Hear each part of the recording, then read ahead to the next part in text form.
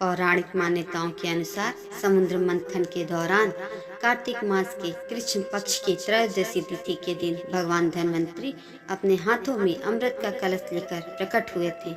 इसलिए इस दिन उनका पूजन किया जाता है। धनतेरस के दिन धन की देवी लक्ष्मी, धन कोषाध्यक्ष कुबेर और भगवान धन्वंतरी की पूजा की जाती है। मान्यता है कि इस दिन विधि पूर्वक पूजा करने से घर में धन की कमी नहीं होती। मान्यता है कि धन के दिन खरीदी गई चल अचल संपत्ति में 13 गुना वृद्धि होती है। यही वजह है कि लोग इस दिन बर्तनों की खरीदारी के अलावा सोने चांदी की चीजें भी खरीदते हैं। ऐसे में चलिए जानते हैं इस साल धनतेरस कब है, हमें क्या खरीदना चाहिए क्या नहीं। धनतेरस कार्तिक मास की कृष्ण पक्ष की त्रयोदशी तिथि को मनाई जाती है। इस साल यह तिथि 10 नवंबर को दोपहर 12:35 से शुरू हो रही है। इस तिथि का समापन अगले दिन 11 नवंबर की दोपहर 1:57 पर होगा। धनतेरस के दिन पूजा प्रदोष काल में होती है, इसलिए धनतेरस 10 नवंबर को मनाई जाएगी। धनतेरस 2023 पूजा मुहूर्त। इस दिन पूजा का मुहूर्त शाम 6:02 से रात 8 बजे तक है। यानी पूजा के लिए आपके पास करीब 1 घंटा 58 मिनट तक का समय है। धनतेरस 2023 की पूजा विधि। धनतेरस के दिन शाम के वक्त यानी प्रदोष काल के दौरान शुभ मुहूर्त में उत्तर की ओर कुबेर और धन्वंतरी देव की प्रतिमा स्थापित करें। साथ ही माँ लक्ष्मी व गणेश जी की भी प्रतिमा या तस्वीर स्थापित करें। फिर दीप प्रज्वलित करें और विधिवत पूजा शुरू करें। सभी देवों को तिलक लगाएं। इसके बाद पुष्प, फल आदि चीजों को अर्पित करें। कुबेर देवता को सफेद मिष्ठान और धन्वंतरी देव को पीले मिष्ठान का भोग लगाएं। पूजा के दौरान ओम ह्रीं कुबेराय नमः इस मंत्र का जाप करते रहें। भगवान धन्वंतरी को प्रसन्न करने के लिए इस दिन धन्वंतरी स्तोत्र का पाठ जरूर करें। वहीं रात में हमें भगवान यमराज को प्रसन्न करने के लिए घर के मेन गेट पर 13 दीपक और 13 दीपक घर में ही जलाने चाहिए।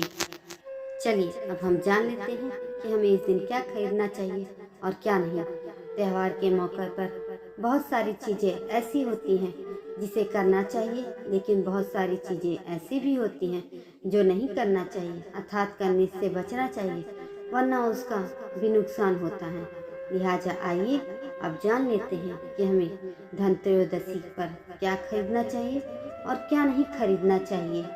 चलिए जानते हैं धनतेरस पर कौन सी चीज़ों को खरीदना शुभ होता है।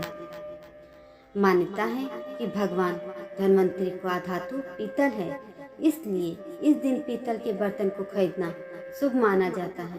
पीतल के अलावा आप धनतेरस के दिन सोने, चांदी और तांबे के सामान के साथ साथ बर्तन को खरीद सकते हैं, क्योंकि ये चीज़ें आपके घर में आरोग्यता और समृद्धि लेकर आती हैं। इस दिन झाड़ू खरीदना भी शुभ माना जाता है, क्योंकि झाड़ू को माँ लक्ष्मी का प्रतीक माना जाता है और नई झाड़ू को लाने से लक्ष्मी का आगमन होता है।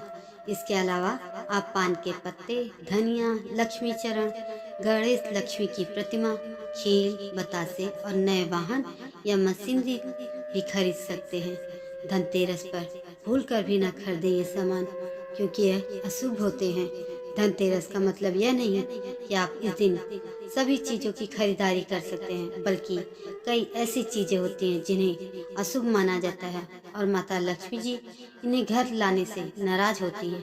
धनत्रयोदशी के दिन चीनी मिट्टी के शोपीस और लोहे के सामान को नहीं खरीदना चाहिए, क्योंकि लोहे को शनिदेव का कारक माना जाता है, जो अशुभ है। दिवाली से 2 दिन पहले एल्युमिनियम के बर्तन या सामान, नुकीली और धारदार चीजें जैसे चाकू, कैंची, पेन, सुई या कोई धारदार सामान खरीदने से बचना चाहिए। जबकि प्लास्टिक का सामान और कांच के बर्तन को भी नहीं खरीदना चाहिए, क्योंकि कांच का संबंध राहु से होता है। इसलिए धनतेरस के दिन कांच खरीदने से बचना चाहिए। क्या धनतेरस के दिन पैसा खर्च किया जा सकता है? जी हाँ, आप इस दिन पैसा खर्च कर सकते हैं, लेकिन इस दिन कर्ज चुकाने या दूसरों से पैसा उधार लेने जैसे कार्यों से बचना चाहिए। प्रतीकात्मक रूप से यह दिन रसीदों का होना चाहिए, डेबिट का नहीं। धनतेरस पे कितने झाड़ू खरीदने रहते हैं, चलिए जानते हैं हम इसके बारे में। इस दिन एक साथ आप 3 झाड़ू खरीद सकते हैं, बहुत शुभ माना जाता है। इस दिन लाई गई झाड़ू को कभी भी खुले में न रखें। माना जाता है कि इससे घर में कलह होती है, इसलिए धनतेरस के दिन लाई हुई झाड़ू को हमेशा ढक कर रखना चाहिए। धन्यवाद दोस्तों। अगर यह जानकारी आपको अच्छी लगी हो तो मेरे चैनल को लाइक, शेयर और सब्सक्राइब करें।